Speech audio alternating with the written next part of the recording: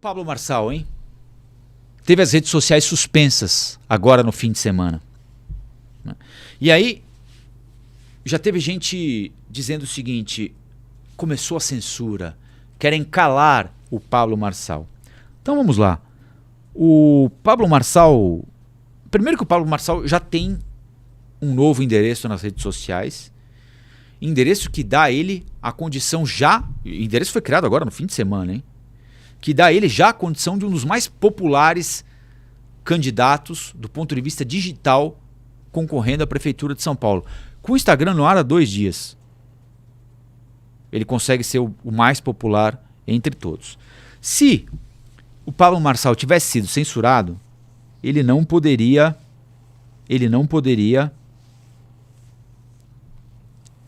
Eu li um negócio aqui, mas não tem nada a ver com isso. Ele não poderia criar um novo canal na internet, um novo canal numa rede social e continuar se manifestando ali. Certo? Se é censura, censura prevê a proibição da emissão de alguma mensagem, de alguma opinião, de alguma coisa nesse sentido, certo? Isso é censura, censura. Está proibido de fazer isso, está proibido de fazer aquilo, está proibido de falar sobre isso, está proibido de falar sobre aquilo. Aí estão te censurando, né? O caso do Pablo Marçal é diferente, porque quem aliás, provocou essa suspensão das contas de Pablo Marçal nas redes sociais foi a candidata Tabata Amaral do PSB.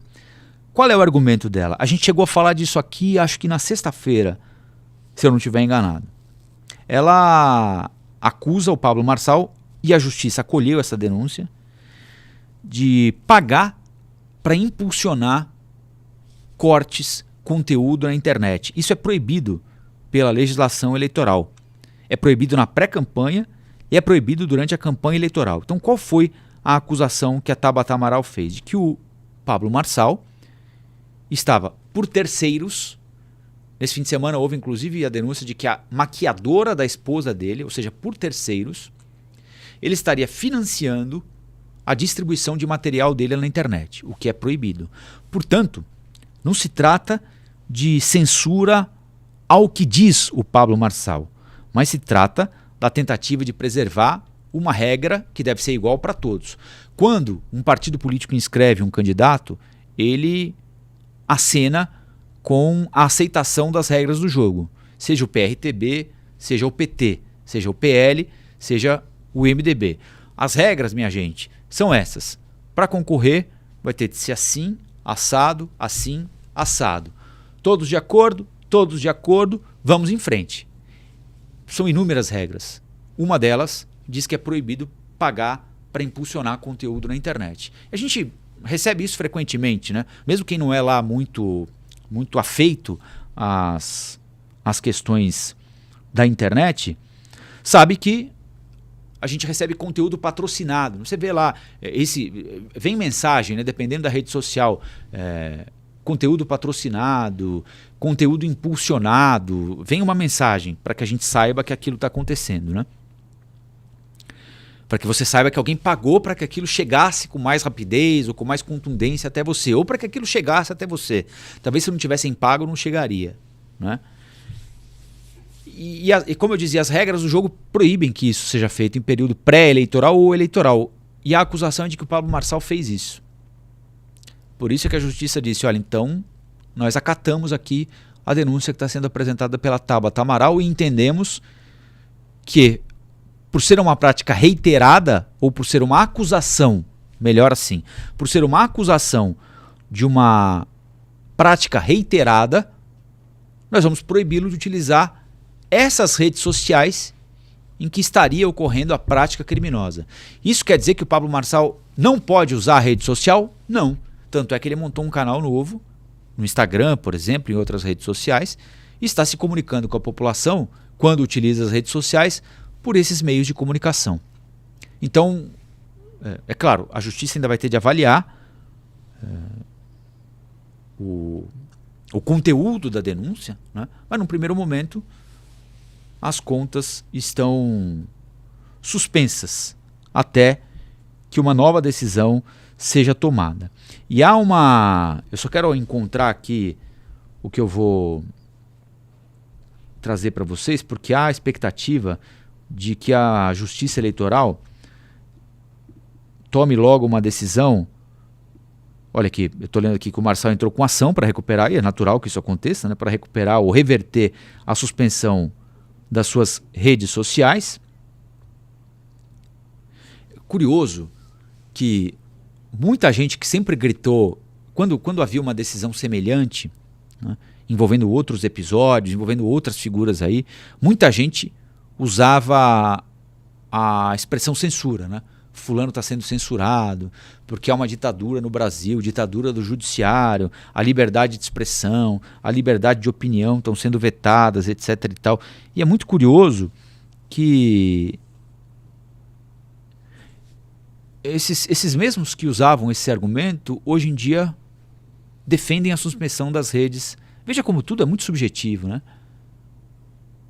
Muita gente que teve redes sociais suspensas e se disse alvo de censura, hoje defende a suspensão das redes sociais do Pablo Marçal. É muito interessante vocês acompanharem, né? Até porque tem muita gente que incorpora esse argumento ao seu próprio discurso, né? E diz o seguinte: o sistema, porque o sistema isso, o sistema aquilo, o sistema proibiu isso, o sistema censurou, porque ele é muito corajoso e falou contra o sistema, aí o sistema foi lá e o impediu, e bibibi, bobobó. Então, é interessante você olhar, esse é um bom exercício para fazer agora. Procura quem te deu esse argumento, se é que você lembra, que tem muita coisa que a gente lê e vai incorporando, né? E às vezes não se lembra. Comigo acontece isso, acho que com todos nós, né? Mas procura quem se dizia censurado, se diz censurado ainda hoje, né? E vai ver qual é o argumento que esse indivíduo usa agora para justificar o que aconteceu com o Pablo Marçal. É muito interessante, porque tem muita gente que, aliás, tem gente inclusive que está fora do país, né? Caso do Paulo Figueiredo, aquele jornalista Paulo Figueiredo, né? Nem sei se ele é jornalista agora, enfim. Mas enfim, que diz que é alvo de censura, mas que no caso do Pablo Marçal entende que não é bem assim, porque o Pablo Marçal infringiu a lei eleitoral, etc. e tal. É muito, muito interessante acompanhar essa dança para argumentação, né? Porque o Pablo Marçal ele furou uma bolha ali que eles imaginavam controlada, né? Que é a bolha da extrema-direita controlada pela família Bolsonaro. O Pablo Marçal chegou e furou a bola, né? Disse o seguinte: essa bola não tem dono, né? O Bolsonaro não vai poder pegar a bola e subir. Não quero mais jogar, eu sou o dono da bola, vou embora. Não, não tem mais essa, né? O Marçal pegou a bola para ele. Neste momento ele é o dono da bola. E o que ele está provando com o avanço dele nas redes sociais e com a intenção de votos que em algumas pesquisas dá a ele a condição de líder na preferência do eleitorado paulistano nesse momento, o que ele está provando é que essa coisa do bolsonarismo ela já está além do Bolsonaro, né? A gente está falando aí de um movimento reacionário, não só, mas também de um movimento reacionário que suplanta a família Bolsonaro. O Bolsonaro é ainda, e em determinado momento foi,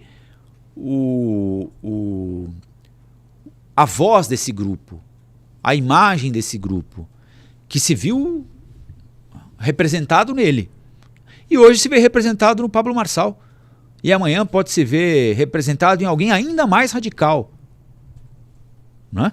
Então, acho que o grande banho de água fria que a família Bolsonaro levou, e está levando por enquanto, é a prova de que eles não são donos desse segmento da sociedade. Eles surfaram uma onda interessante, podem voltar a surfar, evidentemente, né? Embora o Bolsonaro esteja inelegível para a eleição de 2026 por enquanto. Ele pode voltar a surfar essa onda, claro que pode, né?